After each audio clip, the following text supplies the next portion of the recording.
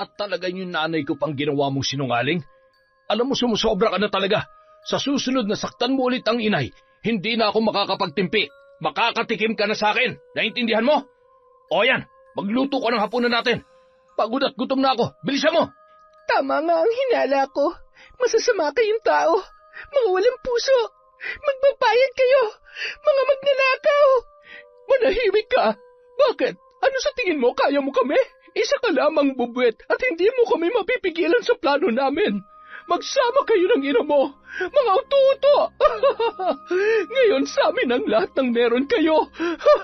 Tayo na, anak. Wala nang dahilan pa para magtagal tayo dito. Nagawa na natin ang matagal na nating plano. Ganyan nga. Ngayon matitikman ninyo ang kabayaran ng inyong kasamaan. Mabuti nga sa'yo, lalong-lalo na sa anak mo. Pero sa katulad mong isang konsentidor na ina na nagpalaki ng halimaw, dapat lang na magtusa ka. Ngayon tingnan ko lang kung saan ka dadalhin ng kaswapangan at katapangan mo. Luluha ka ng dugo dahil sa sumpang magpapahirap sa'yo, mapaaraw man o gabi. Kamatayan lamang ang magiging daan upang matapos ang iyong paghihirap, Aling Tessa.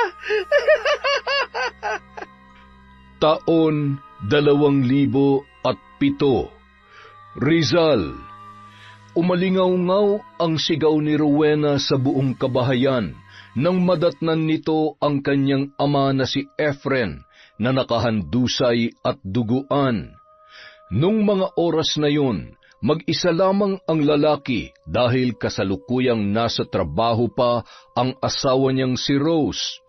Nasa labas naman ang anak niyang si Rowena. Maagang pinauwi ni Rose si Efren dahil biglang sumama ang pakiramdam nito, kaya napilitan ang lalaki na sundin ang kanyang asawa. Nanginginig pang kinuha ng dalaga ang telepono para tawagan ang kanyang ina. Hello, Nay? Si tatay po.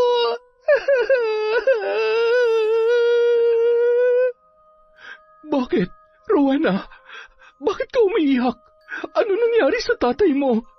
Si tatay, Nay! Ano nga nangyari sa tatay mo? Rowena naman, pinapakaba mo ako eh. Anak, magsalita ka. Nasaan ang tatay mo? Ano nangyari sa kanya? Nay, bilisan niyo po. Kailangan natin siyang dalhin sa ospital. Pagkarinig ni Rose sa mga sinabi ng kanyang anak na dalaga tungkol sa kanyang asawang si Efren, agad niyang binaba ang telepono at nagmamadaling umuwi. Iniwan niya na lamang ang tindahan sa isa sa kanyang mga tauhan. Nang makarating ang babae ay nadatnan nito ang anak na si Rowena, na yakap-yakap ang ama at walang tigil sa pag-iyak. Rowena, Efren, Diyos ko po, dalhin na natin siya sa ospital. Efren, gumising ka. Nay, wala na po si tatay. Hindi, anak. Halika na. Tulungan mo na akong buhatin ng tatay mo. Bilisan mo, Rowena. Hindi papatay ang tatay mo. Hindi niya tayo pwedeng iwan. Hindi papatay ang asawa ko. Hindi mapigilan ni Rowenang maawa sa kanyang inang si Rose sa naging reaksyon nito nang madatnan na wala ng buhay ang kanyang ama. Sabay na humahagulhol ang dalawa habang yakap-yakap ang lalaki. Pilit na niyuyugyug ni Rose ang katawan ni Efren at hindi matanggap ang pagkamatay nito. Nay, tama na po. Wala na po tayong magagawa. Iniwan na po tayo ni tatay. Hindi pwede. Efren, asawa ko. Makalipas ang ilang minuto, nang mahimasmasan si Rose, doon niya pa lamang naisip na usisain ang kanyang anak kung ano ang tunay na nangyari. Nagsidatingan na rin ng mga oras na yon ang kanilang mga kapitbahay nang marinig ang ingay na nagmumula sa kanilang bahay. Maging ang mga yon ay nabigla sa pagkamatay ni Efren, Kanya-kanya silang haka-haka kung ano ang dahilan ng pagpanaw ng lalaki dahil wala man lamang nakakita sa nangyari. Kawawa naman si paring Efren, maagang nawala sa mundo. Naniniwala ba kayo na nadulas siya't nabagok ang ulo? Hindi kaya sinadyang pagkamatay niya? Nakakapagtaka kasi, ang lakas-lakas pa niya. Hindi siya basta-basta madudulas sa sahig. Ano ka ba? Aksidente nangyari kay Efren. Ganun talagang buhay. Kapag oras mo na talaga. Kawawa naman yung mag-ina, lalo na si Rowena. Maaga na ulila sa ama. Makalipas ang 1 linggo, nailibing na ang bangkay ni Efren. Halos mahimatay si Rose nang makita na unti-unting tinatabunan ng simento ang hukay kung saan nakalagay ang kabaong ng kanyang asawa. Araw-araw natulala ang babae at halos wala ng ganang kumilos. Maging ang kanilang negosyo ay napabayaan na rin niya. Labis naman ang awang nararamdaman ni Rowena para sa kanyang ina. Nay, nalulungkot po ako na makita kayong ganyan. Alam ko po ang sakit na nararamdaman ninyo, pero kailangan niyo pong bumangon. Kung nasaan man po si tatay ngayon, hindi siya papayag na magkaganyan po kayo, Nay. Magpalakas kayo. Nandito pa po ako. Ano na lamang ang mangyayari sa akin kapag kayo na ang sumuko? Paano po pag nagkasakit kayo dahil sa ginagawa ninyo? Ilang araw na kayong walang maayos na tulog at wala kayong ganang kumain. Pasensya ka na, anak. Hanggang ngayon hindi ko pa rin kasi matanggap na iniwan na tayo ng tatay mo. Pakiramdam ko, hindi ko kayang mabuhay na wala siya. Naiintindihan ko po kayo, Nay. Pero sana naman po maisip niyo rin po kung ano mararamdaman ko. Wala na po si tatay. Dahil sa ginagawa niyo, baka pati kayo mawala na rin sa akin. At tuluyan nang pumatak ang butil-butil na luha ni Rose mula sa kanyang mga mata habang pinakikinggan ang sinasabi ng kanyang anak. Doon niya lamang napagtanto ang mga bagay-bagay. Simula nang maglabas ng saloobin ang kanyang anak tungkol sa kanyang nararamdaman, pinilit ni Rose na muling bumangon at magpatuloy. Makalipas ang ilang araw, hindi maipaliwanag ni Rowena ang tuwang naramdaman nang makita ang ina na nag-aasikaso sa kusina. Totoo po ba nakikita ko? Hindi po ba ako nananaginip? Ano ka ba naman, anak? Maghilamos ka ng hat, kakain na tayo. Nakapagluto na ako ng agahan natin. Mamaya pupunta ako sa tindahan. Marami akong dapat ayusin. Hoy, Rowena, naririnig mo ba ako? Ha? Natutuwa lang po ako na unti-unti na kayong bumabalik sa dati. Salamat po dahil nakinig kayo sa akin, Nay. Sabay po nating haharapin ang lahat ng problema. Tandaan niyo po na palagi lamang ako nasa tabi niyo. Mahal na mahal ko po kayo, Nay. Payakap nga sa mahal na mahal kong anak. Tama ka. Marami pang dahilan para bumangon. Maraming salamat dahil hindi mo sinukuan si nanay. Salamat dahil hindi ka nagsawang ipaalala sa akin na hindi pa katapusan ng mundo, na hanggat nabubuhay tayo, mayroon pang pag-asa. Kung nakikita lang tayo ni tatay ngayon, sa palagay ko masayang masaya siya. Masaya siya dahil hindi niyo hinayaan na lamunin kayo ng lungkot at tuluyang mawalan ng gana sa buhay. Muling niyakap ni Rose ang anak at pagkatapos ay sabay na silang kumain ng almusal. Nakangiting pinagmamasdan ng dalaga ang kanyang ina habang kumakain. Pagkatapos ay nagpaalam na si Rose kay Rowena para pumunta sa kanilang pwesto. Hindi pa mapawi ang saya sa muka ng dalaga hanggang sa tuluyan ng makaalis ang kanyang ina. Maraming salamat po, Diyos ko. Sa wakas, muli ko ring nasilayan ang mga ngiti sa labi ni Nanay. Salamat po, Ama, sa patuloy ninyong paggabay sa amin. Hindi ako nagkamali na sa inyo ako humingi ng tulong. Makalipas ang ilang oras, nakarating na rin sa kanilang pwesto si Rose. Nagulat ang mga tauhan nito nang makita nila ang babae. Dahil simula nang mamatay ang kanyang asawa, hindi na ito nagawi sa tindahan. Tanging ang anak na lamang niya ang pumupunta roon. Madam, mabuti naman po at maayos na ang pakiramdam ninyo. Alam niyo ho ba, miss na po namin kayo. Palagi nga po kayong hinahanap ng mga customer natin eh. Unti-unti na rin pong nauubos ang mga stocks na paninda natin. Natatakot nga po kami na akala namin ay tuluyan na magsasara itong tindahan. Pati po kami mawawalan ng trabaho. Paano na lang po namin bubuhayin ang mga pamilya namin? Huwag na kayong mag-alala, nandito na ako. Muli nating ibabangon ang tindahan na ito. Walang mawawalan ng trabaho. Pasensya na kayo kung napabayaan ko ng ilang buwan na negosyo, pati tuloy kayo ay naapektuhan. Hamot babawi ako sa mga panahong wala ako. Natutuwa ako dahil kahit na muntikan na malugi ang negosyo natin, hindi pa rin ninyo kami iniiwan. Masaya ako na may mga taong katulad ninyo. Muntikan pang magkaiyakan sina Rose at ang kanyang mga tauhan. Wala nang inaksayang oras ang babae at agad na inasikaso ang mga dapat ayusin. Tiningnan niya rin isa-isa kung ano ang mga kulang sa kanilang tindahan. Pagkatapos ay namili at pinunan ulit ang mga kulang na paninda. Kinagabihan. Rowena, anak, ikaw na munang bahala dito sa kusina, ha?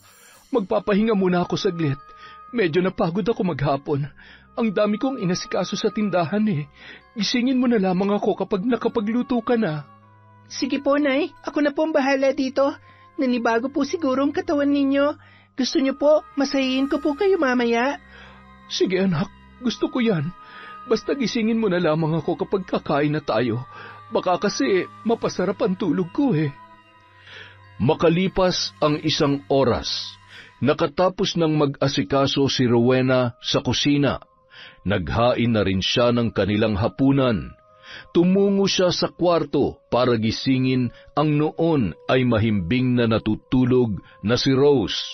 Pinagmamasdan niya ang maamong mukha noon habang bahagyang nakabuka ang bibig at humihilik. Kawawa naman si Nanay. Mukhang napagod ng husto. Ay, Nay, gising na po. Kakain na po tayo. Nakahain na po ako. Anak, ang sakit ng katawan ko. Medyo busog pa naman ako dahil nagmerienda ako kanina. Sige po, itatabi ko na lamang po yung ulam ninyo. I love you, Nanay. Good night po. Inayos ni Rowena ang kumot ng kanyang ina bago yun lumabas sa kwarto at dahan-dahang isinara ang pinto. Kumain na lamang mag-isa si Rowena. Pagkatapos maghugas ng pinagkainan, natulog na rin ang dalaga. Kinabukasan, maagang nagising si Rowena at agad na naglinis ng bahay at ininit na rin ang natirang ulam para sa kanyang nanay. Sinangag niya rin ang kanin dahil paborito yon ng kanyang ina. Sakto namang pagkagising ni Rose ay nakahain na ang anak nito. Oh, Nay, gising na po pala kayo. Halika na po, mag-almusal na tayo. Sakto, siguradong gutom kayo at hindi kayo kumain kagabi. Sobrang napagod talaga ako kahapon, anak. O siya, sige, kumain na tayo. Kailangan maaga akong pumunta sa tindahan. Marami pa akong dapat asikasuhin. Siya nga po pala, Nay. Wala naman akong pasok ngayon. Sasama po ako sa inyo sa tindahan. Ay, mabuti pa nga, anak. Pero baka may mga gagawin ka. Ako nang bahala sa tindahan. Mag-aral ka na lamang. Unahin mong pag-aaral mo. Kaya ko naman at may mga katuwang naman ako doon. Wala naman po, Nay. Natapos ko na po lahat ng gagawin ko. Wala na po akong gagawin dito sa bahay dahil maaga po ako nagising para maglinis at magligpit. Gusto ko rin pong mas matutunan ng pasikot-sikot sa negosyo natin. Ay, sige. Ikaw talaga. Manang-mana ka sa tatay mo. Mabait, matalino, at napakasipag pa. Makalipas ang 2 linggo, unti-unti na namang nanumbalik ang sigla ng negosyong napundar ng mag-asawang Rose at ang yumaong si Efren. Laking pasasalamat ng babae dahil sa kabila ng mga hamon na dumaan sa kanilang buhay, ay lakas loob niyang nalampasan ang lahat ng yun. Isang araw, habang nagmamadaling naglalakad si Rose papunta sa kanilang tindahan, hindi niya namalayan ang paparating na lalaki at aksidenteng nagkabanggaan silang dalawa. Ay, sorry miss, hindi ko sinasadya. Pasensya rin, nagmamadali kasi ako. Ayos ka lang ba? May masakit ba sa'yo? Ayos lang ako. Sige, maiwan na kita. Pasensya ka na ulit. Teka, sandali lang. Rose, ikaw ba yan? Biglang natigilan ang babae sa paglalakad at napaisip. Natawa na lamang siya nang maalala kung sino ang lalaking nasa kanyang harapan. Nestor? Oo, ako nga. Sinasabi ko na nga ba namumukhaan kita eh. Kumusta? Ang tagal nating hindi nagkita. Kumusta na kayo, yung asawa mo? Heto, ayos lang naman. Mahirap pero kailangan magpatuloy. Patay na ang asawa ko, Nestor. Ha? Ano? Ay, sorry. Hindi ko alam. Ayos lang. Sige na, maiwan na muna kita, ha? Rose, sandali. Patakbong naglakad si Rose at hindi na nilingon pa si Nestor na pilit sana siyang pinipigilan. Ay, hindi pa rin talaga nagbabago si Rose. May pagkasuplada pa rin, pero hindi pa rin kumukupas ang ganda niya. Ay, nako Rose, kung ako na pangasawa mo, hindi ka pa sana byuda ngayon. Si Nestor ang dating kaklase ni Rose na may gusto sa babae nung mga dalaga't binata pa lamang sila. Ngunit dahil may pagkabarumbado at mayabangan lalaki, hindi ito pinansin ng babae. Pero araw-araw niyang kinukulit si Rose. Natigil lamang ang ginagawang yun ni Nestor nang malaman niya na kasintahan na ni Rose si Efren na isa rin sa kanilang mga kaklase. Makalipas ang 2 araw, nagulat si Rose nang tawagin siya ng kanyang tauhan at sinabing may naghahanap sa kanya.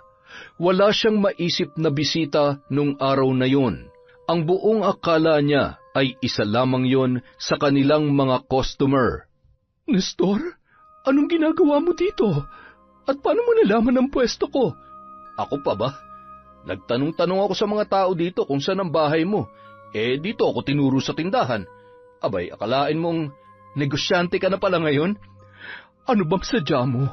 Marami kasi akong inaasikaso dito sa tindahan. Importante ba yan? Ay nako, hindi ka pa rin talaga nagbabago. Hanggang ngayon ba naman, kailangan mo pa rin akong sungitan? Hindi naman sa ganon. Marami lang talaga akong ginagawa. Simula nung mamatay si Efren, mag-isa ko nang pinapatakbo itong negosyo namin. Muntikan pang ang malugi at magsara. Sandali, ano nga bang pinunta mo dito? Ikaw naman? Gusto ko lang naman mangumusta. Lalo na nung mabalitaan ko na patay na nga yung asawa mo. Alam ko kasi ang pakiramdam ng mawalan ng mahal sa buhay. Bakit? Patay na rin ba ang asawa mo? Hindi. Namatay na rin kasi yung mga magulang ko. Asawa? Wala akong asawa. Alam mo ba, simula nung mag-asawa ka, nawalan na ako ng gana maghanap ng iba. Alam mo naman ikaw lang ang babaeng gusto kong makasama habang buhay. Kaya lang... Ay naku, Nestor, kahit kailan hindi ka pa rin talaga nagbabago. Bolero at babaero ka pa rin. Ang dami-daming babae dyan, kaya kalimutan mo na ako. Sandali nga lang at tatapusin ko muna itong ginagawa ko, ha? Pasensya ka na talaga. Ang dami kong inaasikaso ngayon eh. Kahit noong sila ay nag-aaral pa, ganoon na talaga ang ugali ni Nestor. Napailing na lamang si Rose habang tinatapos ang kanyang ginagawa.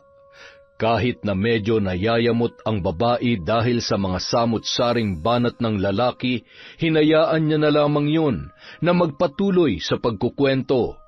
Nung matapos na ang kanyang ginagawa ay napilitan na rin yun na makipagkwentuhan kay Nestor.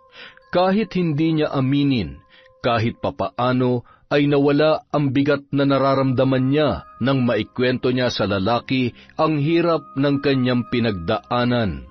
Hindi niya rin maitatanggi na kahit hindi niya gaanong gusto ang ugali ni Nestor ay napapatawa siya nito.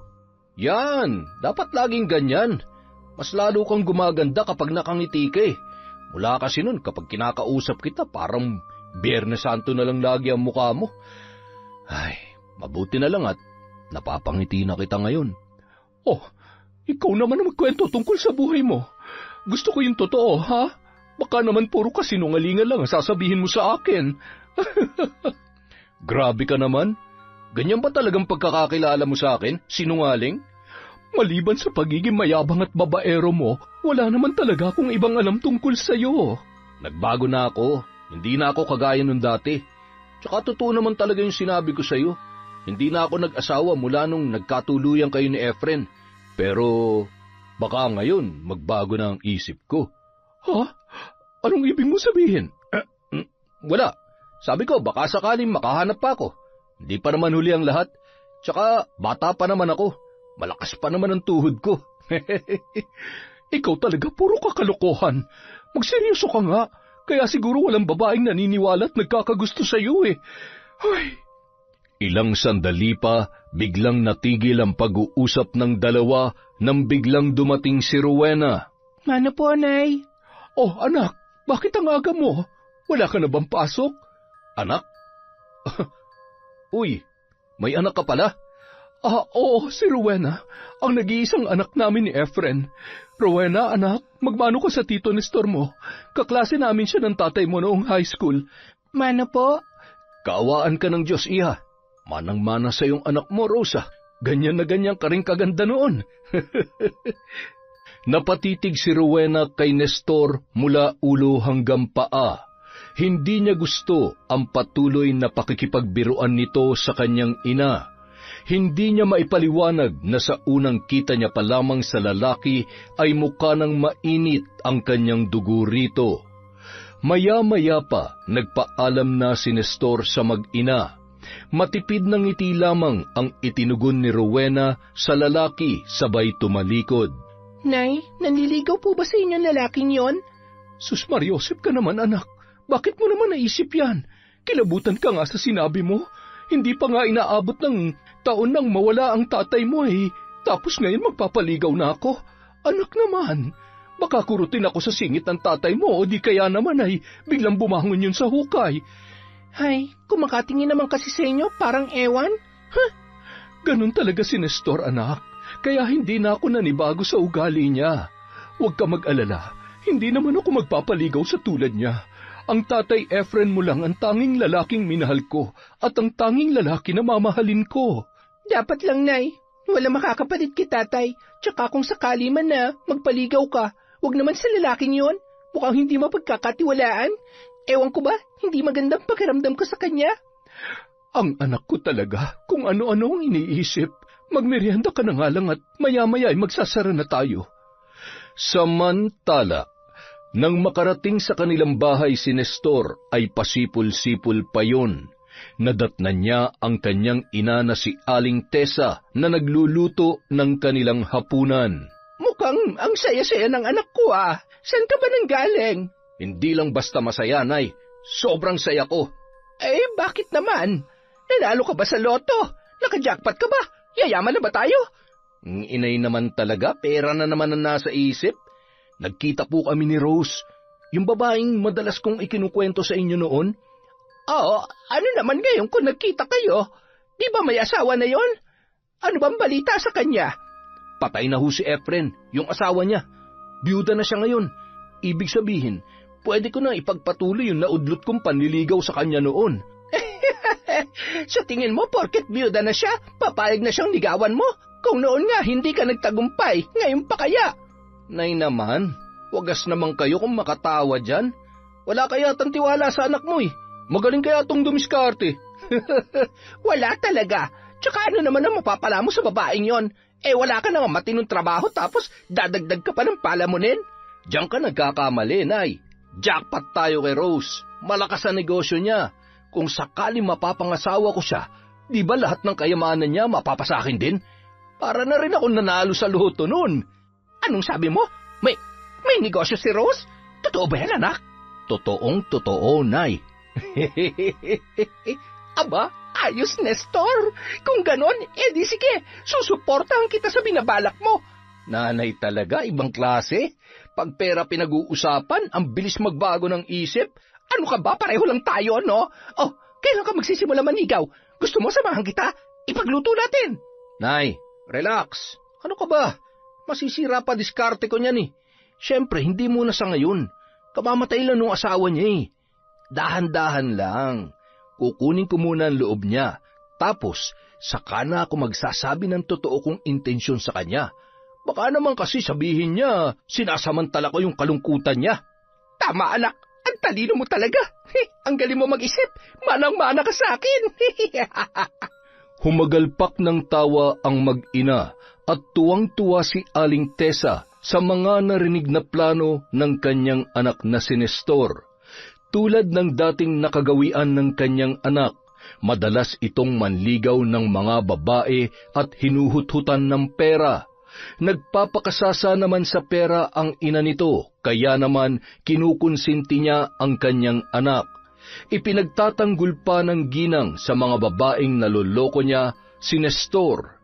Makalipas ang mga araw, napapadalas ang pagdalaw ng lalaki sa pwesto ni Rose.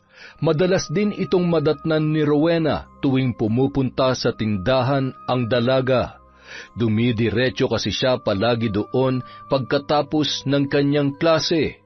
Nay, umamin nga po kayo sa akin. Nanliligaw na ba sa inyo ang lalaking yon?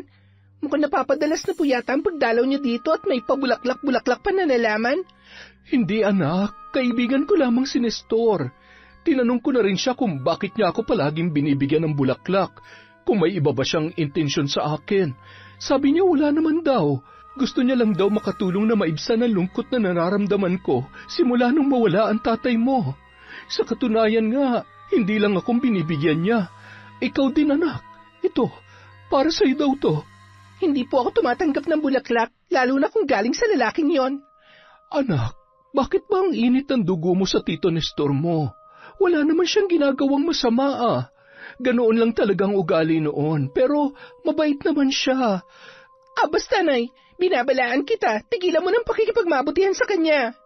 Napabuntong hininga na lamang si Rose sa inasal ni Rowena, lalo na pagtungkol kay Nestor. Hindi niya maintindihan kung saan nanggagaling ang pagkairita ng bata sa lalaki. Lingid sa kanyang kaalaman, madalas mangutang si Nestor para lamang makabili ng bulaklak para may maibigay sa mag-ina. Gusto nitong magpabango ng pangalan, lalo na kay Rose. Palagi ring dinadahilan ng lalaki sa kanyang inuutangan na kapag naging asawa niya ang babae ay magiging mayaman na siya. Babayaran niya ang mga inutang niya at nangako na dodoblehin pa ang kanyang ibabayad. Oh, Nestor anak, kumusta naman ang panliligaw mo kay Rose? Sinagot ka na ba niya? Hindi pa nga nay. Hindi ko pa sinasabi na liligawan ko siya. Relax lang kayo dyan. Darating tayo dyan. Antayin ko muna na abutin ng taon ng pagkamatay ng asawa niya. Nakakahiya naman kay Efren na susulutin ko agad si Rose. Ano ba yan? Ang tagal pa pala. Nangangati na mga kamay ko na makahawak ng malaking pera eh. Huwag kayong mag-alala, Nay. Malapit na mangyari yan. Basta pangako ko sa inyo, kapag napasagot ko si Rose, mapapaikot ko yung babaeng yun. Mukhang madali namang utuin eh. Makalipas ang 1 taon, gaya ng plano ng lalaki, matyaga niyang sinuyo si Rose, hanggang sa nakahalata na rin ang babae at kinumpronta na nito si Nestor. Nestor, tapatin mo nga ako. Bakit mo to ginagawa? Nanliligaw ka ba sa akin? Ay, sa wakas napansin mo na rin.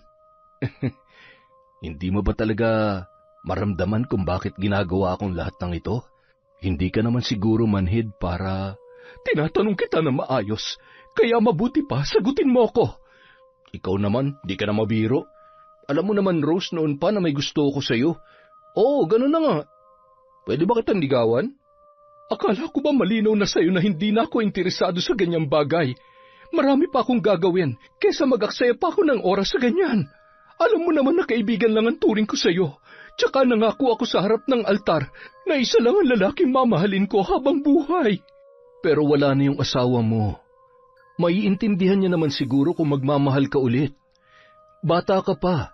Wala namang masama kung maghahanap ka ng panibagong makakasama at makakatuwang mo sa buhay. Rose, mula noon, ikaw na talagang gusto ko. At ikaw lang ang babaeng pangarap kong makasama hanggang sa tumanda ako. Rose, makinig ka. Bitiwan mo mga kamay ko. Hindi na, umalis ka na. Baka maabutan pa tayo ng anak ko. Baka kung ano pang isipin niya. Napakunot noon na lamang si Nestor at napilitang umalis. Sakto namang kararating lamang ni Rowena at walang lingon-lingong dinaanan ng lalaki ang dalaga. Napatigil naman yun at pinagmasdan si Nestor na nagmamadaling umalis na parang masama ang loob. Buisit na babae yun Pakipot pa. Akala mo naman kung sinong dalagat maganda. Pero hindi ako titigil hanggat hindi ko na isa sa katuparan ng plano ko. Ang buong akala ko kapag namatay na ang Efren na yun madali ko na makukuha si Rose. Naknang teteng lintik talaga Nagkautang-utang na ako Samantala. Ano nangyari doon? Bakit ang sama ng muka? May dapat po ba ako malaman? Hayaan mo na lamang yun, anak. Sadya naman talagang masama ang pagmumukha nun si Efren. Sabay tumalikod ang ginang at nagkunwari na lamang na mayroong ginagawa. Nahalata naman ni Rowena na mukhang umiiwas sa kanya ang kanyang ina. Hinayaan na lamang ng dalaga at hindi na nito kinulit pa si Rose. Makalipas ang 1 linggo, hindi na nagawi pa si Nestor sa kanilang tindahan. Ang buong akala ni Rose ay tumigil na yun sa pangungulit sa kanya. Nakahinga siya ng maluwag dahil kung sakaling malaman ng kanyang anak na si Rowena ang tungkol sa panliligaw ni Nestor, tiyak na magagalit yun at hindi rin papayag. Samantala. Nestor? Oh, bakit naman para kang nakakita ng multo? Akala mo titigil na ako sa panliligaw sa'yo, no? Akala mo na wala na ako ng pag-asa, no? Kung noon madali akong sumuko, pues ngayon wala na yun sa bokabularyo ko. Gagawin kong lahat para matanggap mo ko. Wala akong pakialam kahit ilang beses mo pa akong ipagtulakan. Babalik at babalik pa rin ako sa'yo. Hindi kita susukuan. Ewan ko sa'yo. Bahala ka magantay sa wala. Mapapagod ka lang sa ginagawa mo. Wala nang nagawa pa si Rose sa pangungulit ni Nestor. Hindi na rin inilihim ng babae kay Rowena ang ginagawang panliligaw ng lalaki. Kagaya ng inaasahan, nagalit ang dalaga. Ngunit sinisiguro naman ng babae sa anak na hindi na siya mag-aasawang muli. Lintik naman talaga, oo. Kahit anong gawin ko, ang hirap paamuin ng babaeng yun. Kailangan ko makaisip ng paraan para makuha kong loob niya. Hindi ako papayag na mauwi lang sa wala ang lahat ng nasimulan ko at pinaghihirapan ko. Pasasaan ba't makukuha rin kita, Rose? Pati ang karangyaang mayroon ka ngayon. Mapapasakin ang lahat ng yan. Kahit araw-araw ipagtabuyan ni Rose si Nestor, hindi pa rin ito tumitigil sa panunuyo sa kanya. Kahit naiirita na ang lalaki, ay hindi pa rin nito pinapakita sa babae. Hanggang isang araw, nakaisip ng paraan si Nestor para magbago ang tingin ni Rose sa kanya. Naghanap ng kasamahan si Nestor para gawin ang kanyang plano. Siguraduhin mo lang na babayaran mo kami ng malaki para sa pinapagawa mo, ha? Oo na, basta gawin nyo na lang ang trabaho nyo.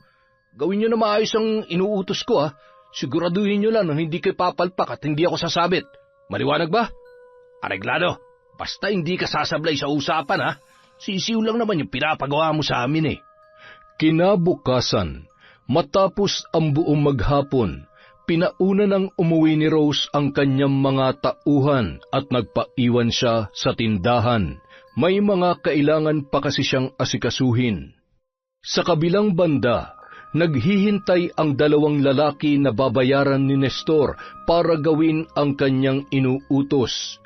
Habang naghihintay naman si Nestor kung kailan siya susugod, hinintay muna ng 2 lalaki na magsara ang tindahan ni Rose. Ang tagal naman lumabas ng Rose na yan. Bakit hindi pa natin pasukin? Mag-isa lang naman yata sa loob yun, eh. Maghintay lang kayo. Sundin yung plano ko. Mamaya lalabas na yan. Masyado kayo nagmamadali. Masisira ang diskarte ko sa inyo. Basta siguruhin nyo lang na hindi kayo papalpak, ha? Talaga bang sasaksakin ka namin? Baka matuluyan ka niyan. Mga siraulo pala kayo eh. Malamang hindi nyo naman ako papatayin. Daplis lang, ha? Kailangan lang magmukhang kapanipaniwala at magmumukha akong superhero sa mga mata ni Rose. Ang galing mo talaga, Nestor. Parang pampelikulang utak mo. Ganyan na ganyan ang napapanood ko at oo nga, napaiibig na lalaki yung babae dahil sa pagligtas niya. Bilib na talaga ako sa'yo, pare. Ang daldal mo. O ayan na, magsasara na si Rose. Siguraduhin nyo lang nagagalingan yung pag-arte, ha? Kung hindi, malilintikan kayo sa akin. Sige na, ano pa hinihintay nyo? Gawin nyo ng plano. Kagaya ng kanilang napag-usapan, agad na sinimulan ng dalawang lalaki ang kanilang gagawin. Nagpalinga-linga muna sila kung may ibang tao sa paligid. Nang masiguro nila na walang ibang makakakita sa kanila, hindi na nagpatumpik-tumpik pa ang dalawa at agad na tinutukan ng balisong si Rose. Hold up to! Ibigay mo sa amin ang bag mo at huwag ka magkakamaling sumigaw, kung hindi masasaktan ka. Maawa kayo sa akin. Huwag niyo akong sasaktan. Kunin niyo na lang itong bag ko. Sa inyo na lahat ng pera. Parang awa niyo na huwag niyo lamang akong sasaktan. Madali ka naman palang kausap eh. Akin na yung bag mo. Tulong! Sige, subukan mong sumigaw. Malilintikan ka talaga sa akin. Tulong! Magnanakaw! Abat, nalintikan na. Akmang sasaktan na sana ng lalaki si Rose nang biglang dumating si Nestor. Hoy! Bitiwan niyo si Rose! Mga walang hiya kayo! Huwag ka makikialam kung ayaw mo masaktan! Itinulak ng lalaki si Rose, hinablot ang bag at akmang tatakbo na sana ang dalawa nang harangin ni Nestor ang mga lalaki. Nagpalitan ng suntok ang tatlo hanggang sa nabitawan ng isang lalaki ang hawak nitong balisong. Bugbog sarado ang dalawa kay Nestor at napahandusay pa yun sa simento. Hindi na malaya ni Nestor na dinampot ng isang lalaki ang balisong at agad na sinugod siya nito.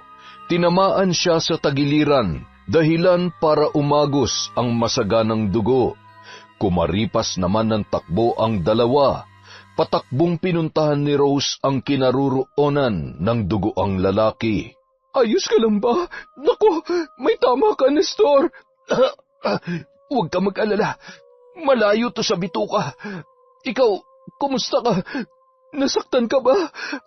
Ayos lamang ako. Kailangan madala ka sa ospital. Tulong! Tulungan niyo kami! Sa kabutihang palad, may nakarinig ng sigaw ni Rose. Sa tulong ng isang lalaki at isang babae na isakay ni Rose sa kanyang kotse ang sugatan na si Nestor. Pinaharurot niya ang sasakyan at ilang minuto lamang nakarating na sila sa pinakamalapit na ospital. Nabalitaan ni Rowena ang nangyari kaya agad na pinuntahan nito ang kanyang ina. Nay, kumusta po kayo? Nag-alala po ako ng husto nung malaman ko ang nangyari.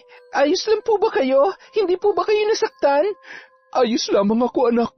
Mabuti na lamang at dumating ang Tito Nestor mo. Kung hindi, baka kung ano na nangyari sa akin. Kaya lang, siya naman ito napahamak. Kung hindi dahil sa pagtulong niya sa akin, hindi sana siya masasaksak ng mga magnanakaw na nagtangka sa buhay ko. Palihim na napangiti si Nestor habang nakikinig sa pinag-uusapan ng mag-ina. Sa tingin niya, nagtagumpay siya sa kanyang plano. Mukhang nakuha niya na ang loob ni Rose. Makalipas ang isang araw, agad namang nakalabas ng ospital si Nestor dahil hindi naman ganoon kalalim ang natamo nitong sugat sa kanyang tagiliran. Mabuti naman at maayos ng kalagayan mo, Nestor. Alam mo ba na nag-alala ako ng husto sa'yo? Hindi ako nakatulog kagabi dahil nagigilty ako sa nangyari. Hindi ko siguro mapapatawad ang sarili ko kung merong nangyaring masama sa'yo. Ano ka ba, Rose? Huwag mong sisihin ang sarili mo. Alam mo naman na lahat handa akong gawin para sa'yo. Ganun kita kamahal kaya handa ako magbuwis ng buhay, Mailigtas ka lang sa kung anumang kapahamakan. Kaya kong gawin ang lahat. Mapatunayan ko lamang sa iyo na seryoso ako sa nararamdaman ko. Paniwalang paniwala si Rose sa matatamis na salita ng lalaki. Sa katunayan, mukhang biglang nagbago na ang pakikitungo niya kay Nestor mula nang mailigtas nito ang kanyang buhay. Ngunit lingid sa kanyang kaalaman, walang katotohanan ang lahat ng mga lumalabas na salita sa bibig ng lalaki. Ang lahat ng mga yon ay parte lamang ng kanyang plano. Simula nung araw na yon, halos araw-araw na namang bumibisita si Nestor sa tindahan ni Rose, at lumipas ang 1 buwan, isinama na siya ng babae sa kanilang bahay. Wow! Ang ganda pala ng bahay niyo. Ang sarap siguro ng pakiramdam kapag nakatira ka sa ganitong bahay. Ang yaman mo na talaga, Rose. Hindi naman. Nakakaluwag-luwag lang sa buhay. Ito ang katas ng pinaghirapan namin ni Efren. Sayang nga lang at maaga siyang nawala. Marami pa sana kaming pangarap. Ano ka ba? Huwag mo na nga yang isipin. Ayan, ang lungkot na naman tuloy ng mukha mo. Sige ka, papangit ka niyan.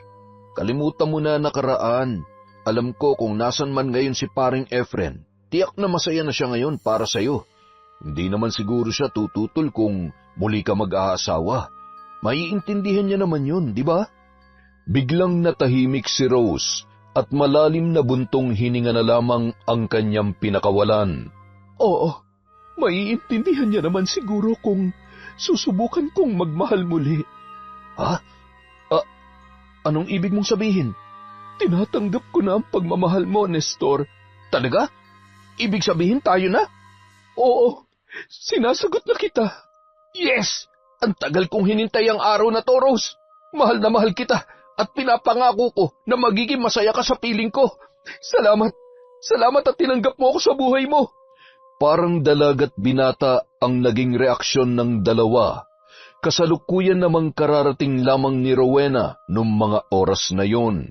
Naggulat ang dalaga ng pagbukas niya ng pinto, nadatnan niya silang nakaupo sa sala at magkahawak pa ang mga kamay. Nay, anong ibig sabihin nito? Rowena, anak, huwag ka sana mabibigla. Kami na ng tito Nestor mo. Po? Hindi pwede. Umiiyak na tumakbo si Rowena papasok sa kanyang kwarto. Hindi matanggap ng dalaga na sinagot na ng kanyang ina ang kanyang tito Nestor. Nagalit siya sa kanyang nanay dahil hindi nito pinanindigan ang kanyang sinabi. Samantala, nagkunwaring nalungkot si Nestor sa reaksyon ng dalaga, pero ang totoo, wala siyang pakialam kung ayaw sa kanya ng anak ni Rose. Ang mahalaga lamang sa kanya ay nakuha niya na ang loob ng babae at madali niya na lamang itong mapapaikot sa kanyang mga kamay. Mukhang ayaw yata talaga sa akin ng anak mo. Hindi naman. Nabigla lamang yon. Huwag ka mag-alala. Kakausapin ko na lang ang anak ko at ipapaintindi ko sa kanya ang sitwasyon. Sige na. Uuwi na muna ako para makapag-usap kayo. Mahal kita, Rosa.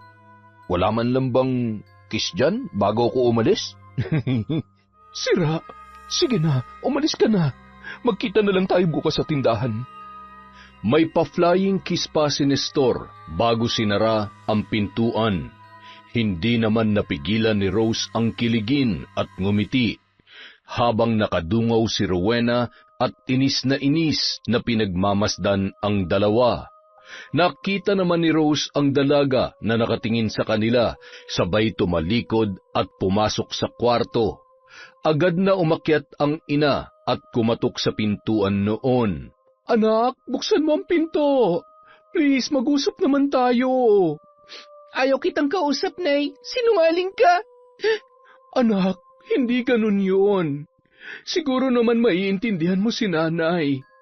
Mahal na mahal ko kayo ng tatay mo at hindi ko siya mapapalitan dito sa puso ko. Bakit ka mag-aasawa ulit? Tapos yun pang lalaking yun. Akala ko ba kami lang ang mahal mo? Kami ni tatay. Anak, sige na, buksan mo na itong pinto. Ipapaliwanag ko sa iyong lahat. Makinig ka muna sa akin. Hindi niyo na po kailangan magpaliwanag. Malinaw na po sa akin ang lahat. Iwan niyo na po muna ako, Nay. Gusto ko po mapag-isa. Walang nagawa si Rose kundi iwan na lamang si Rowena.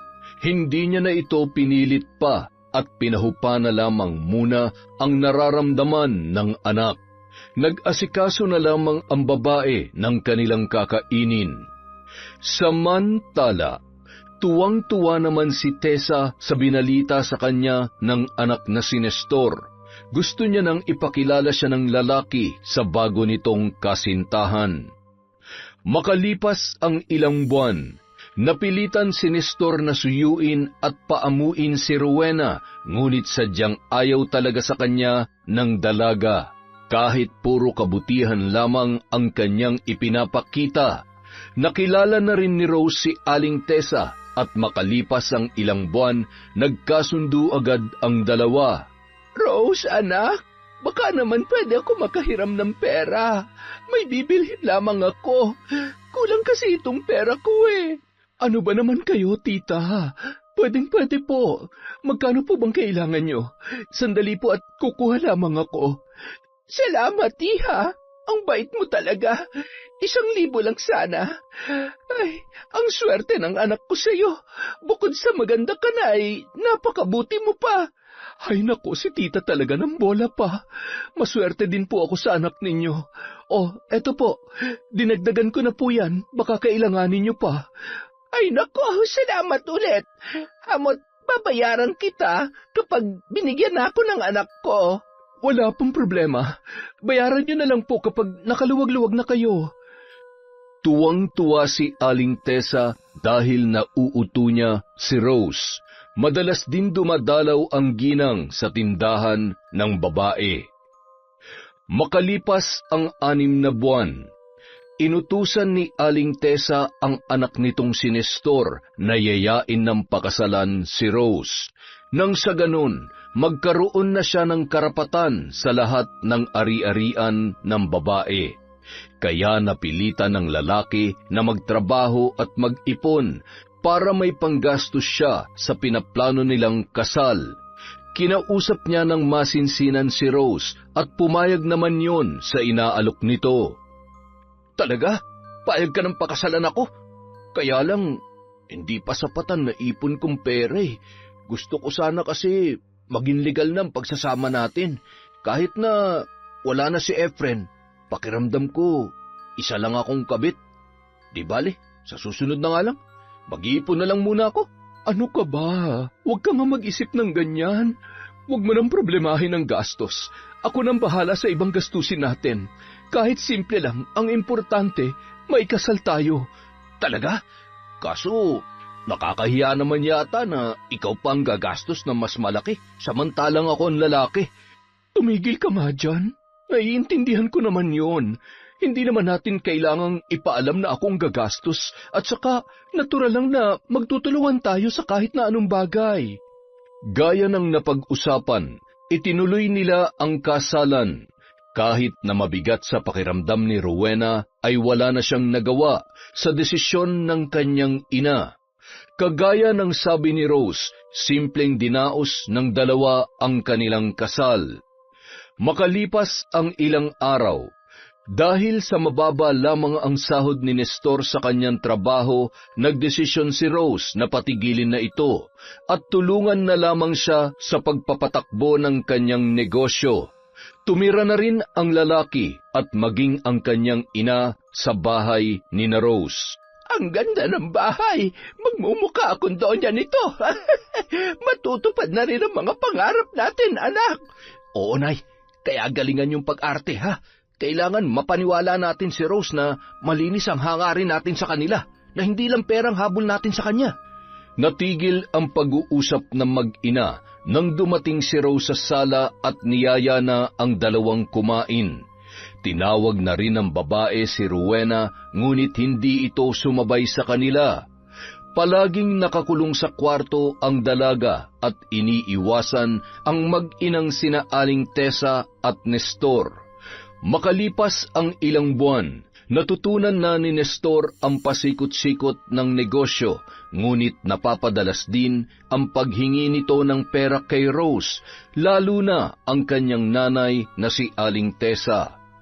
Ngunit ipinagsawalang bahala lamang yon ng babae, pero napapansin yon ni Rowena at madalas niyang pinaaalalahanan ang kanyang ina. Nay, hindi pa ba kayo nakakahalata? Pera lang ang habol na mag-inang yan sa inyo. Mag-iingat po kayo. Baka isang araw magising na lamang kayo na limas na ang lahat ng perang pinaghirapan nyo na maraming taon. Anak naman, baka mamaya'y marinig ka ng Tito Nestor mo at ni Nanay Tessa. Nakakahiya na pinagbibintangan mo sila. Anak, pinagpagura naman ng tito mo ang perang ibinibigay ko. Tinutulungan niya ako sa negosyo natin. Malaki ang tulong niya, kaya kung pwede lang, baguhin mo na ang tingin mo sa kanya. Pero parang sobra-sobra naman na po yata yung binibigay nyo, Nay. Tinatanong niyo po ba kung saan niya ginagastos yung pera?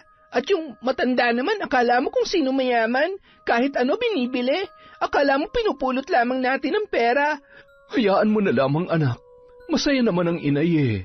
Huwag ka mag-alala. Alam ko kung ano ang ginagawa ko. Wala kang dapat ikabahala. Basta ikaw, kung kailangan mo ng pera o kung may gusto ka rin, sabihin mo sa akin, bibilhin natin. Hindi ko po kailangan ng pera. Sa katunayan, marami na akong ipon sa mga natitira sa baon na binibigay nyo. Alam ko po kasi na pinaghihirapan nyo ang perang yon, kaya pinapahalagahan ko, Nay. Ayaw ko lang ho na mauwi sa wala lahat ng nasimulan ninyo ni Tatay. Natuwa naman si Rose sa katangian na mayroon ang kanyang anak na dalaga. Napakaswerte ng babae dahil napalaki niya ng maayos ang nag-iisa niyang anak. Isang araw, habang naglalakad si Rowena kasama ang mga kaklase nito, ay bigla siyang napatigil nang makita ang sasakyan ng kanyang ina. Nagtataka siya kung bakit nandoon ang kanyang nanay. Hindi naman siya nito sinusundo sapagkat may school bus naman siyang sinasakyan. Anong ginagawa dito ni Nanay? Teka, Anong... Sinasabi ko na nga ba may tinatagong katarantaduhan ng lalaking ito eh. Pagkatapos ng klase, dumiretso si Rowena sa tindahan para alamin ang totoo. Pagdating niya roon, wala pa ang kotse ng kanyang nanay. Nay, nasan po yung sasakyan ninyo? At nasan po si Tito Nestor? Bakit wala siya dito?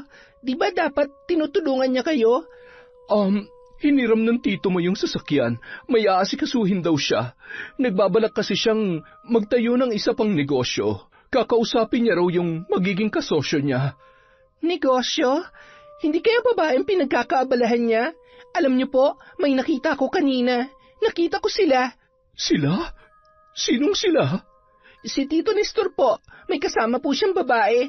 Inaalalayan pa nga habang sumasakay yung babae sa sasakyan niyo. At mukhang ang sweet-sweet pa nila. Anak, alam kong hanggang ngayon ay ayaw mo pa rin sa Tito Nestor mo. Pero mali naman yata na siraan mo siya sa akin. Baka naman mali ka lang ng pagkakaintindi sa nakita mo. Kanya na ba talaga kalambot ang puso mo pagdating sa lalaking yon, Nay? Bahala kayo kung ayaw niyo maniwala sa akin. Sige, pagdating niya tatanungin ko siya para naman mapanatag yung isip mo. Tumalikod na lang si Rowena at umalis. Mukhang nalason na ang isip ng kanyang ina ng kanyang Tito Nestor. Malaki ang pinagbago ni Rose simula nang mapangasawa ang lalaki. Naging sunod-sunuran na lang yun sa lahat ng gusto ni Nestor.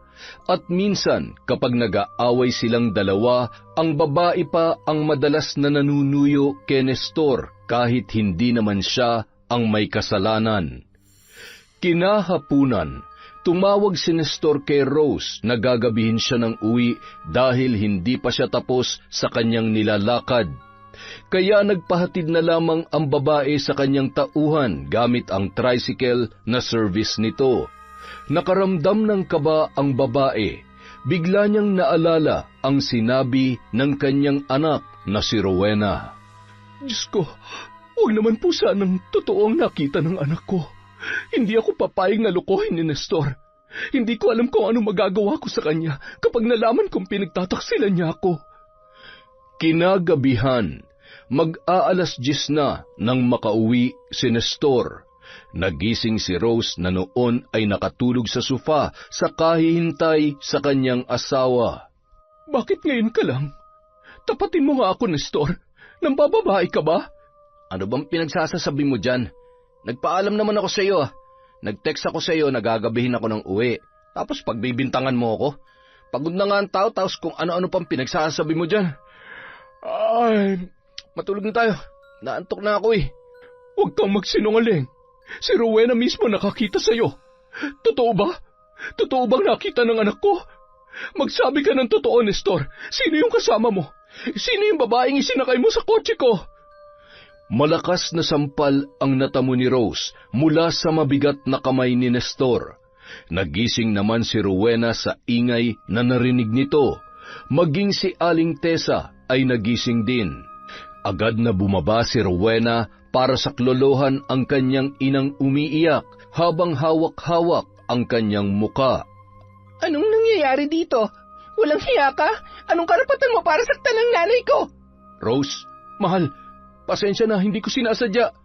Nabigla lamang ako sa mga binintang mo sa akin. Rowena, hindi ko intensyon na saktan ng nanay mo. Ikaw naman pala, Rose eh. Ano bang sinabi mo sa anak ko? Nagpapakahirap nga yan para umasenso ang buhay ninyo. Ayan tuloy, nasaktan ka. Galit na galit si Rowena nang sinabihan siya ni Rose na pumasok na sa kwarto at mag-uusap lamang sila ni Nestor. Mukhang baliwala lamang sa babae ang ginawa sa kanya ng lalaki. Padabog na sumunod ang dalaga at nakakuyom ang mga kamay sa sobrang galit na nararamdaman. Makalipas ang ilang linggo, sina Aling Tessa at Rowena lamang ang madalas maiwan sa bahay. Dahil sa wala naman silang katulong, madalas utusan ni Aling Tessa sa mga gawain ang dalaga. Dati ang ginang ang gumagawa noon, ngayon ay unti-unti na yung nagbabago. Nakahilata na lamang ito maghapon at nanonood ng TV. Minsan, nasasaktan niya pa ang dalaga kapag sinusuway nito ang kanyang utos. Bakit? Nagrereklamo ka? Halika dito. Itong bagay sa'yo. Aray, tama na po. Bitawan niyo po ang buhok ko, nasasaktan po ako. Talagang masasaktan ka kapag hindi mo sinunod lahat ng inuutos ko. At subukan mo magsumbong sa nanay mo, malilintikan ka sa akin. Hindi mo alam kung ano ang kaya kong gawin. Kaya kung ako sa'yo, manahimik ka na lang at sumunod. Ha! Sinasabi ko na nga ba, may masama kayong balak sa amin. Mga mapagsamantala at napakasama ng ugali niyo. Kayo ng anak mo. Manahimik ka kung ayaw mong paduguin ko yung uso mo. Wala kang respeto. Ayan, labahan mo lahat yan. Huwag na huwag ka magsusumbong sa nanay mo, naiintindihan mo? Maya-maya pa, biglang bumukas ang pinto at laking gulat ni Aling Tessa nang dumating si Rose. Hindi niya inaasahan na uuwi ito ng maaga. Rowena, apo, ako na maglalaba dyan. Sabi ko naman sa iyo, ako na lamang ang gagawa niyan. Ayan tuloy, pawis na pawis ka na. Halika nga dito at pupunasan kita. Subukan mo lamang magsumbong at malilintikan ka sa akin. Napakasipag naman talaga ng anak mo, Rose. Kapag wala siyang pasok, lagi akong tinutulungan sa mga gawain dito. Hindi ba, Rowena? Ang galing-galing mong bata ka. Opo. Magmerienda na muna kayo. May dala akong pansit dito. Araw-araw, halos ganoon ang sitwasyon ni Rowena. Hindi niya pa nahuhubad ang uniforme kung ano-ano na ang inuutos ni Aling Tessa sa dalaga. Maraming beses na gustong magsumbong ni Rowena sa kanyang ina, ngunit palaging nakaabang si Aling Tessa. Madalas ay pinandidilatan siya nito ng mata. Isang araw, nag-usisa si Rose dahil hindi niya makita ang perang kanyang itinatabi sa bahay. Tumanggi naman si Nestor, wala raw siyang kinukuhang pera. Nang nagkakagulo na ang dalawa, lumapit sa kanila si Aling Tessa. Baka naman si Rowena ang kumuha. Hindi naman sa pinagbibintangan ko yung bata. Nakita ko siyang pumasok dyan kahapon. At nakita ko rin o isang araw, mukhang napapabarkada yung anak mo. Hindi po yun magagawa ni Rowena. Kailanman ay hindi niya nagawang basta na lamang kumuha ng pera.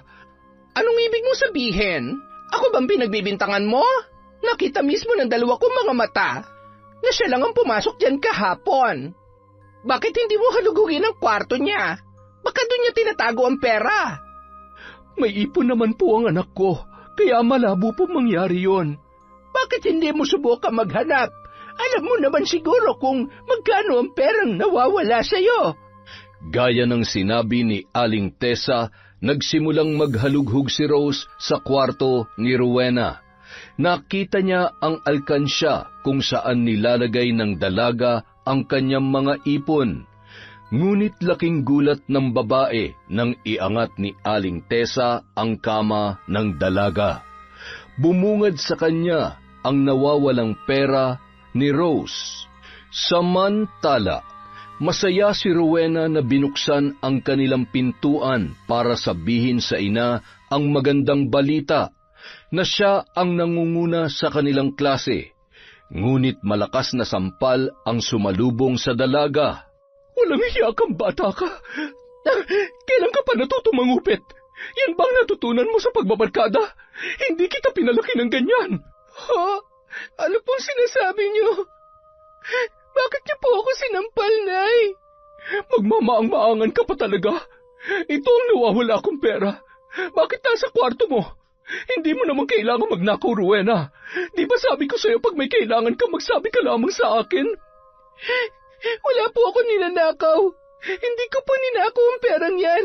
At hindi ko po alam kung bakit nasa loob ng kwarto ko yan. Huwag ka na magsinungaling. Ayan ang ebidensya. Hindi ko mapapalampas ang ginawa mong ito. Simula ngayon, hindi ka na makakalabas ng bahay. Bawal ka na rin gumamit ng cellphone. Lahat ng gadget mo kukunin ko nang sa ganon magtino ka. Nay, maniwala po kayo sa akin. Hindi ko po kayang gawin ang binibintang niyo sa akin. Anak niyo po ako. Paniwalaan niyo naman po ako, Nay. Bumuhos ang masaganang luha ng dalaga dahil hindi siya magawang paniwalaan ng kanyang ina. Pagsapit ng gabi, nag-impake ng damit si Rowena.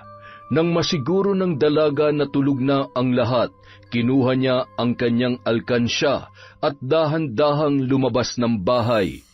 Sa kabutihang palad, may tricycle pa itong nasakyan papunta sa bahay ng kanyang kaklase. Makalipas ang ilang minutong biyahe, nagulat naman ang kaklase niya na si Sheila at ang lola nito na may kumakatok sa kanilang pintuan ng alanganing oras. Oh, iha, Sus Maria Joseph, ano ang ginagawa mo dito? Kaming-gabi na bakit may dala kang mga gamit? Ano ba nangyari sa iyo at namumugtoy ang mga mata mo? Halika, pumasok ka. Hindi ka ba natakot na lumabas ng alanganing oras? Lumayas ka ba sa inyo? Hindi na nakapagsalita pa si Rowena sa sunod-sunod na tanong ni Lola Eda. Kumuha ng isang basong tubig ang kaklase ng dalaga at ipinainom yun sa kanya. Nang makahinga ng maluwag ay agad na ikinuwento nito ang buong nangyari. Malapit kasi siya sa matalik na kaibigan na si Sheila, na kaklase niya mula elementarya. Madalas niyang dinadalaw ang maglola at para na rin siyang apo kung ituring ng matanda. Sige, apo, dito ka muna sa bahay. Magpahupa ka muna dyan sa galit na nararamdaman mo. Pero kailangan mo rin bumalik sa inyo dahil nasisiguro ko na nag-aalala ang nanay mo. Gusto mo bang samahan kita bukas? Ayaw ko po munang umuwi sa amin, Lola. Pwede po bang dito na lang muna ako? Pwede po ba? Pumayag naman ang matanda na pansamantalang manatili doon si Rowena. Naawa ito sa kalagayan ng dalaga, lalo na't nakita niya kung gaano kaapektado at nahihirapan yun sa kanyang sitwasyon. Nag-aalala rin yun na baka kung saan pa pumunta si Rowena at mapahamak. Kinabukasan, Nataranta si Rose nang buksan niya ang kwarto ng kanyang anak at wala roon si Rowena. Naisip ng babae na maaaring naglayas ang dalaga dahil wala ang isang bag at ilang mga damit noon. Sinubukan niyang magtanong-tanong sa mga kaklase, ngunit hindi alam ng mga yun kung nasaan ang dalaga. Hanggang sa may nakapagturo sa babae na nasa bahay yon ni Lola Eda at ng kanyang anak. Sinubukan nilang puntahan at pauwiin si Rowena, ngunit tumanggi yon na sumama sa kanya. Lumipas ang ilang linggo, hindi pa rin umuuwi si Rowena. Marami rin ang nangyari sa buhay ng kanyang ina na hindi niya nasaksihan. Napadalas ang pag-aaway ng mag-asawa dahil sa madalas na inuumaga ng uwi si Nestor. Madalas ding sinasaktan ng lalaki ang kanyang ina dahil sa impluwensya ng alak kung ano-ano ang pinaggagawa nito sa babae. Bugbog sarado si Rose at lahat ng yun ay hinahayaan lamang ni Aling Tessa. Madalas din pagnakawan ng ginang ang babae, maging ang mga alahas nito ay ibinibenta at pinantataya lamang noon sa sugal. Isang araw. Nay, nakita niyo po ba yung kwintas at hikaw na nilagay ko dito sa lamesa? Aba, malay ko. At teka lang ha, parang hindi ko nagugustuhan yung tono ng boses mo. Pinagbibintangan mo ba ako? Hindi naman po sa ganon, kaya lang tayong tatlo lamang po ang nandito sa bahay. Aba, talagang ako nga ang pinagbibintangan mo? Ang kapal na mukha mo? Ano akala mo sa akin magnanakaw? Porke ikaw nagpapakain sa akin, gaganyan-ganyanin mo na ako? Nay, nagtatanong lamang po ako. Hindi ko po kayo pinagbibintangan. Ano hindi? Sabi mo tayong tatlo lang ang nandito. Sino magnanakaw, si Nestor? Biglang natigilan ang dalawa nang dumating ang lalaki. Agad naman nagpaawa si Aling Tessa sa kanyang anak. Oh, ano nangyayari dito? Nay, ayos lang po ba kayo? Nestor, anak, pinagbibintangan ako ng magaling mong asawa. Nagnakaw ng mga alahas niya. At ang lakas ng loob niya, nasaktan ako. Nay, hindi kita sinaktan. Bakit po kayo nagsisinungaling? At talagang ang nanay ko pang ginawa mong sinungaling. Alam mo, sumusobra ka na. Sa susunod na saktan mo ulit ang nanay ko, makakatikim ka na sa akin. Naintindihan mo? O yan, magluto ka ng hapunan. Pagod na pagod ako, tsaka gutom ako. Bilisan mo. Pero masama ang pakiramdam ko. Hindi ko kaya magluto. Baka pwedeng... Anong pwede? Trabaho mong pagsilbihan ng asawa mo. Pasalamat ka nga't natutulungan ka ni nanay sa mga gawain dito sa bahay. Kung tutuusin, matanda ng nanay ko, kaya dapat hindi na siya nagkikikilos pa dito. Kung bakit kasi hindi ka nalang kumuha ng katulong eh. Napaatras si Rose nang ihagis sa kanya ni Nestor ang mga dala nitong gulay.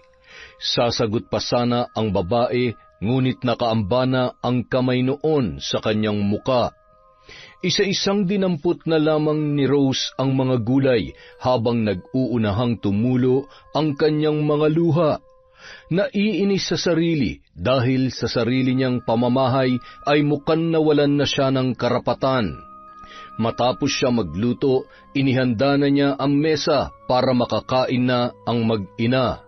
Hindi na sumabay ang babae, sa halip ay pumasok na lamang siya sa kanyang kwarto at doon niya ibinuhos ang kanyang sama ng loob. Isang araw, hindi maipaliwanag ni Rowena ang kanyang nararamdaman. Mas lalo lamang siyang kinutuban at naalala nito ang kanyang ina. Kaya naisip niyang puntahan sa bahay si Rose. Ngunit laking gulat ng dalaga nang marinig ang pag-uusap ng mag-inang sina Tessa at Nestor na animoy natataranta at nagmamadaling umalis. Mga hayop kayo! Nasaan si nanay? Anong ginawa niyo sa kanya? Bakit dala niyo ang pera niya? Rowena? Tama nga ang hinala ko. Masama kayong tao. Mga wala kayong puso. Magbabayad kayo. Mga magnanakaw. Manahimik ka! Bakit? Sa tingin mo ba kaya mo kami? Isa ka lang bubuet at hindi mo kami mapipigilan sa plano namin. Magsama kayo ng ina mo. Mga uto-uto. Ngayon, sa amin na lahat na meron kayo. Tayo na anak. Wala nang dahilan para magtagal pa tayo dito. Nagawa na natin ang matagal na nating plano. Huh? Saan kayo pupunta? Hindi niyo matatakasan ang mga kasalanan ninyo. Balak sanang sugurin ni Rowena sina Aling Tessa, ngunit sa halip, ang dalaga ang nasaktan. Sinipa ng ginang ang dalaga at nginudngud pa nito ang kanyang muka sa sahig, dahilan para yun ay magkasugat. Yan ang bagay sa'yo. Pareho lang kayo ng nanay mo. Nagtatapang-tapangan, mga duwag naman pala. Nay, tayo na. Baka may makakita pa sa atin. Paano maginang ito? Baka magsumbong pa ito sa mga pulis. Malilintikan tayo. Kailangan madispatcha natin sila. Ako nang bahala sa kanila, Nay. Sige na, mauna na kayo sa kotse. Nagtungo sa kusina si Nestor at binuksan ng gasol tsaka niya sinindihan ng posporo. Nagliyab ang apoy sa kusina at agad na lumabas ang lalaki at pinaandar ang sasakyan. Samantala, walang malay si Rowena. Nagising lamang siya nang maamoy ang gas at naramdaman ang init sa paligid. Nagulantang ang dalaga nang imulat niya ang kanyang mga mata. Nakita niya ang unti-unting lumalaking apoy sa kusina at malapit na maabot ang kanyang kinaroroonan. Narinig niya ang pagsigaw ng kanyang ina mula sa kwarto, kaya kahit na pagapang, pinilit niyang tumungo papunta roon. Hanggang sa makaipon ng lakas ay pinilit na bumangon at naglakad ng paika-ika. Nang mabuksan ng dalaga ang pintuan, bumungad sa kanya ang kanyang ina na punong-puno ng pasa ang muka at katawan. Nay, kailangan natin makalabas dito. Patawarin mo ko, anak.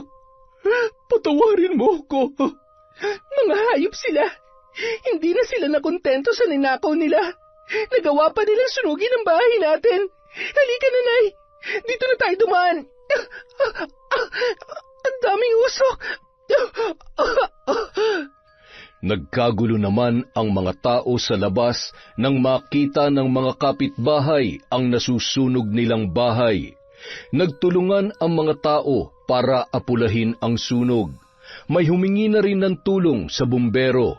Sa awa ng Diyos, nakalabas ng ligtas ang mag-ina at napigilan ang pagkatupok ng kanilang bahay. Kawawa naman ang mag-ina. Ano kaya nangyari sa kanila? At nasaan na si Nestor tsaka si Aling Tessa? Bakit sila lang ang nasa loob?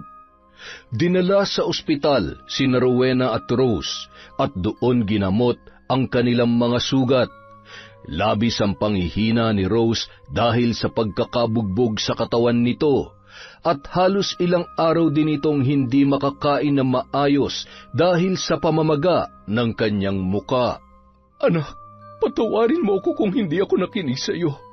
Kung sana lamang ay pinakinggan kita noon pa, hindi sana ito nangyari sa atin. Kasalanan kong lahat, pati tuloy ikaw na damay. Huwag niyo pong sisihin ang sarili niyo, Nay. Nangyari na po ang lahat. Ang mahalaga, ligtas tayo at nalaman na natin ang totoong pagkatao ng mga walang hiyang yon. Sisiguruhin ko na pagbabayaran nila ang lahat. Kinahapunan, nakalabas na ng ospital ang mag-ina.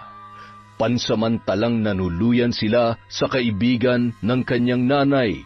Habang ginagamot ni Rowena ang mga sugat ng ina, hindi niya mapigilan ang tumulo ang kanyang mga luha, dala ng awa at galit na nararamdaman. Biglang sumagi sa kanyang utak ang ikinwento ng kanyang kaklaseng si Sheila na isang mambabarang ang kanyang lola. Kaya naman, wala nang sinayang na sandali pa ang dalaga at pumunta sa bahay ng matanda. Sigurado ka ba, iha? Gusto mong matutunan ng pambabarang? Hindi ito basta-basta. Katimbang nito ang buhay mo. Isang mabigat na desisyon ang iyong gagawin. Handa na po ako, Lola. Kahit buhay ko pang kapalit. Gusto ko lang pagbayarin ng mga taong gumawa nito sa amin. Kung ito ang tanging paraan para pagsisihan nila ang ginawa nila, kailangan nilang magdusa at magbayad sa mga kahayupan nila. Makalipas ang 1 buwan, Agad na natutunan ni Rowena ang paraan na itinuro ni Lola Eda sa pambabarang. Kaya agad niyang sinimulan ang ritual. Nagsindi yon ng itim na kandila at gumuhit ng pabilog.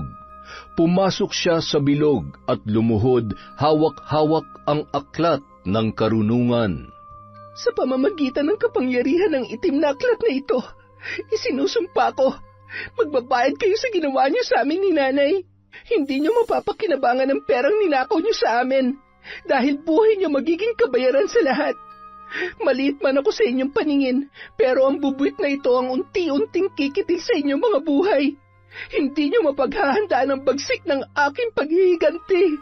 Samantala, masayang namamasyal si Nestor at ang babae nito. Habang nasa kotse, nagmamaneho ang lalaki. Bigla nitong natapakan ang preno nang makita ang mukha ni Rowena sa side mirror. Anong? Hindi maaari. Nasunog ka na, Rowena. Kung minumulto mo ko, pues hindi ako natatakot sa iyo. Nagpatuloy sa pagmamaneho ang lalaki nang bigla siyang makaramdam ng parang may sumasakal sa kanya at hindi niya maigalaw ang kanyang mga kamay at paa hanggang sa nagpagewang-gewang na ang sasakyan. Ano nangyayari sa akin? Hindi ako makakita. Aray! Hindi ako makahinga. Ano tong umaagos sa mga mata ko? Ang pakla at ang lansa. Tulungan mo ako. Ano ba? Tulungan mo ako. Nagsisigaw na lamang yun, pati na rin ang kasama niyang babae. Tuluyan nang nabangga ang sasakyan na minamaneho ni Nestor at ilang sandali pa ay sumabog yun. Naging abo na lamang ang katawan ng dalawa. Hindi makapaniwala si Aling Tessa sa nangyari sa kanyang anak. Sa kabila ng kanyang pagluluksa sa pagkamatay noon, ay hindi niya rin maipaliwanag ang sakit na kanyang nararamdaman. Halos gumapang ang matanda dahil sa pananakit ng kanyang ulo at pagkirot ng kanyang tiyan, kasabay ng paglobo noon, at may naglilitawan na malalaking ugat. Nagputukan yon at may naglabasan na malalaking uod at kung ano-anong insekto. Aray! Ang sakit! Ano ba to? Hindi ko na kaya! Nagmamadaling nagtungo sa banyo si Aling Tessa para umihi, ngunit laking pagtataka niya nang hindi na nauubos ang likidong dumadaloy mula sa kanyang pagkababae. Hindi ko na kaya. Ano ba nangyayari sa akin? Mukhang napaglalaroan yata ako. Ari ko. Hindi ako maaaring mamatay. Ayoko. Samantala, ganyan nga. Ngayon natikman niyo na ang kabayaran ng inyong kasamaan. Buti nga sa'yo, lalong-lalo na sa anak mo. Pero sa katulad mong isang konsentidor na ina na nagpalaki ng halimaw, dapat lang na magdusa ka. Ngayon tingnan ko lang kung saan ka dadalhin ng kaswapangan at katapangan mo. Luluha ka ng dugo dahil sa sumpang magpapahirap sa'yo, mapaaraw man o gabi. Kamatayan lamang ang magiging daan upang matapos ang iyong paghihirap, Aling Tessa. Anak ko, bakit nangyayari sa atin to? Diyos ko, kung kabayaran man ito sa pagkakasala namin, sana'y mapatawad mo kami ng aking anak. Pinagsisisihan ko na ang lahat. Makalipas ang ilang buwan, nagpagala-gala na lamang si Aling Tessa. Wala sa sarili, naglalakad na mag-isa. Nakakadiri ang kanyang mga sugat at umaalingasaw ang kanyang amoy. Kung ano-ano na ang nakasabit at nakatali sa kanyang mahabang buhok. At wala na rin sa sariling katinuan.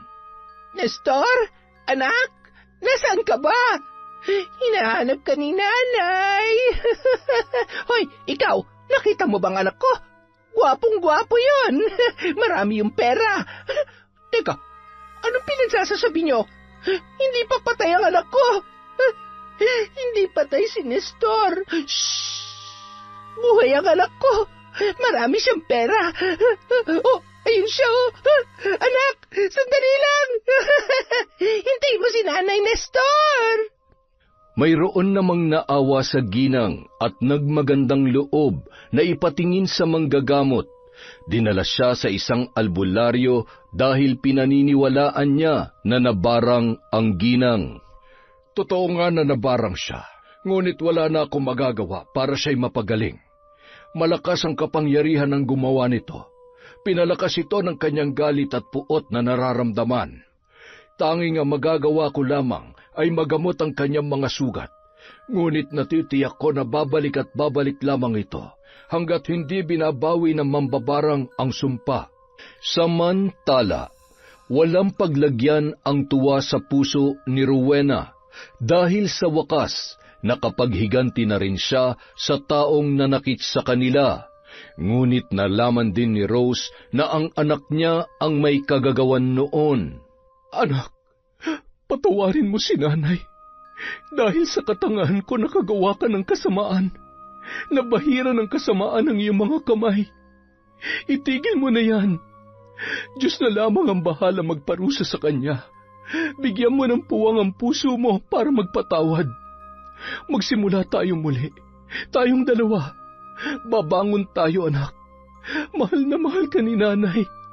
Hindi ko mapapatawad ang sarili ko kapag napahamak ka ng dahil sa akin. Tapos, nanay. Nagawa ko na. Nakamit na natin ang hustisya. Sana magsilbing aral ito sa atin at lalo na po sa inyo.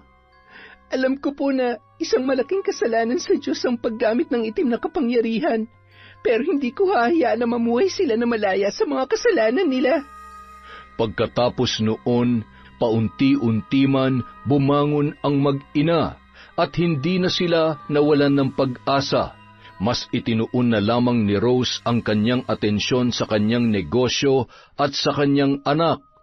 Makalipas ang ilang taon, nakapagtapos na rin sa pag-aaral si Rowena at unti-unti na nilang sinimulan ang pagpapatayo ng bago nilang bahay. Konting tiis na lamang, anak. Magkakabahay na ulit tayo. Hindi man kasing gara noong una, ang mahalaga, magkasama pa rin tayo at masaya na tayo ngayon. Mahal na mahal ko po kayo, Nay. Masaya po ako na kayo ang kasama ko palagi. Wala na makakasira at makakapagpahiwalay sa atin. Yon! Isa na namang magandang kwento. Sa susunod na po, ulit ang ating shout-out. Maraming salamat po sa walang sawang pakikinig sa Kwentong Enteng.